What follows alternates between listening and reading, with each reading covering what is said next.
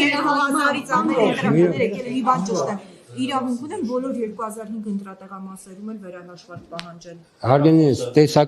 տեսականորեն կարող են նման բաներ, բայց դա պիտի ներկայացնեն այն վստահված անձին կամ այն տեխնացուները, ովքեր քվեարկության արդյունքների ամփոփման ժամանակ գտնվել են տվյալ տեղամասում։ Այսինքն զուտ այսպես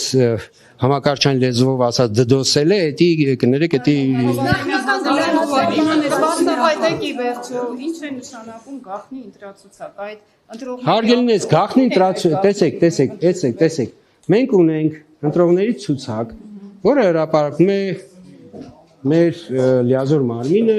այսինքն միգրացիայի եւ քաղաքացիության ծառայություն։ Եվ մենք ունենք կատեգորիաներ, ում ցուցակները չի հրապարակվում, ոչ, ունենք կատեգորիաներ, կարող եք դուք ընդհանրապես բացել ընտրական օրենսգիրքը, այնտեղ շատ հստակ գրված է, ու կհասկանաք, թե այսպես ասենք, այս աղմուկը, որ ցուցակների հետ բարձրացվել է, որքան է վնասում Հայաստանի Հանրապետությանը։ Հարգելիներս, դժվար չի, հարգելի լրագրողներ, եթե չեմ